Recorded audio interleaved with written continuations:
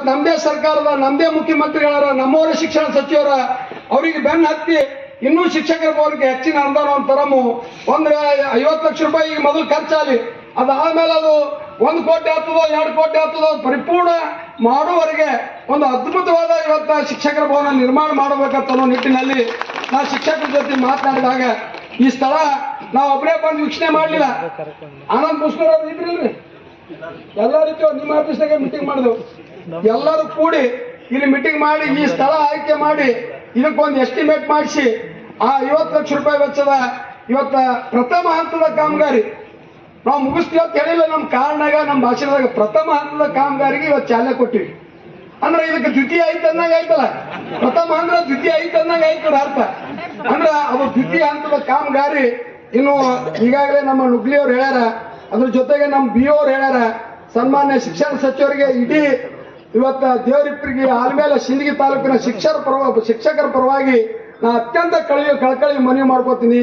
ಈ ಶಿಕ್ಷಕರ ಭವನಕ್ಕಾಗಿ ನೀವು ಇನ್ನೂ ನಮ್ಗೆ 1 ರಿಂದ 1.5 ಕೋಟಿ ರೂಪಾಯಿ ನೀವು ಮಂಜೂರು ಮಾಡಿಸ್ಬೇಕು. ನಮ್ಮ ಶಾಸಕರ ಸ್ಥಳೀಯ ನಿಧಿಯಿಂದ ನಾವು ಇನ್ನೂ ಇದಕ್ಕೆ ಎಷ್ಟು ಕಮ್ಮಿ ಬೀಳ್ತದೆ ಅಷ್ಟು ದುಡ್ಡು ಕೊಡ್ತೀನಿ. ಒಟ್ಟಾರೆಯಾಗಿ ಇವತ್ತ 100/40 ಈ ಸತ್ತು ನಾವು ಶಾಂಕ್ಷನ್ ತೊಗೊಂಡಿದ್ದು 100 ಉದ್ದ 40 ಆಗಲ್ಲ, ಹಿಂದೆ ಮಂಜೂರಾಗಿದ್ದು 30 ಉದ್ದ 30 ಆಗಲಿತ್ತು.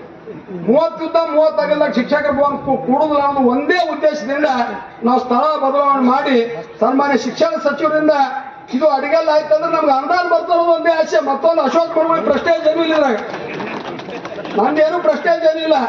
ಇವತ್ತು ಶಿಕ್ಷಣ ಸಚಿವರಿಗೆ ಕರೆಸಿ ಇಂಥ ಕಾರ್ಯಕ್ರಮ ಮಾಡಿದ್ರೆ ಏನು ಮುಂದಿನ ಆಸೆ ಏನಪ್ಪಾ ಅಂತಂದ್ರೆ ನಮ್ಗೆ ಏನು ಒಂದು ಅನುದಾನ ಕೊಡ್ತಾರ, ನಮ್ಮ ಶಿಕ್ಷಣ ಇಲಾಖೆಯಲ್ಲಿ 4 ಕೆಲಸ ಆತಾವ, ಹೊಸ ಕೆಲಸ ಆತಾವ ಅಂತ ಹೇಳಿ 3 ತಿಂಗಳಿಂದ ಅವ್ರಿಗೆ ಗಂಟು ಬಿದ್ದು ನಮ್ಮ ಪ್ರತಿಷ್ಠಾನದ ಕಾರ್ಯಕ್ರಮಕ್ಕೆ ಈ ಕಾರ್ಯಕ್ರಮಕ್ಕೆ ನಾ ಕರೆಸಿ ಇದೇನು ನಾವೇನೋ ಬಾಕ್ರ ಹಂಗಲ್ಲ ಆಣೆ ಕಡ್ದಂಗೆ ಆಗುವುಲ್ಲ, ನಾವೇನು ವಿಶ್ವೇಶ್ವರ ಆಗುವುಲ್ಲ. ಇದು ಏನು ಇದೊಂದು ನಮ್ಗೇನು ಜನ ಇವತ್ತು ಅವಕಾಶ ಕೊಟ್ಟಾರ. ಒಂದು ಈ ಮತಕ್ಷೇತ್ರದ ಸೇವೆ ಮಾಡಲು ಇವತ್ತ ಈ ಮತಕ್ಷೇತ್ರದ ಜನ ನನಗೆ ಅವಕಾಶ ಕೊಟ್ಟಾರ.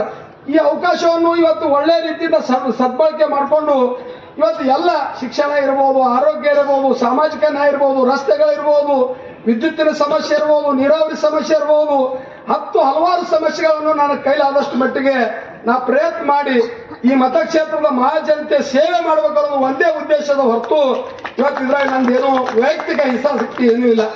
ಆ ನಿಟ್ಟಿನಲ್ಲಿ ಇವತ್ತು ನೀವೆಲ್ಲರೂ ಸೇರಿ ಬಹಳ ಒಂದು ಒಳ್ಳೆಯ ಅದ್ಭುತವಾದ ಕಾರ್ಯಕ್ರಮವನ್ನು ಇವತ್ತು ಆಯೋಜನೆ ಮಾಡಿರಿ. ಇವತ್ತ ನಮ್ಮ ಬಿ ಅವರಿಗೆ, DDP ಅವರಿಗೆ, ಎಲ್ಲ ಶಿಕ್ಷಕ ಸಂಘದ ಪದಾಧಿಕಾರಿಗಳಿಗೆ, ಶಿಕ್ಷಕರಿಗೆ ನಾವು ವಿಶೇಷವಾದ ಅಭಿನಂದನೆಗಳನ್ನು ಈ ಸಂದರ್ಭದಲ್ಲಿ ಸಲ್ಲಿಸಲಿಕ್ಕೆ ಬಯಸ್ತಾ ಇದ್ದೀನಿ. ಅದಕ್ಕೆ ನಮ್ಮ ಎಲ್ಲ ಬೇಡಿಕೆಗಳನ್ನು ಇವತ್ತು ಒಮ್ಮೆ ಬೇಡಿಕೆಗಳು ಈಡೇರಿಸಲಿಕ್ಕೆ ಆಗೋದಿಲ್ಲ, ಅದು ನನಗೂ ಗೊತ್ತೈತಿ.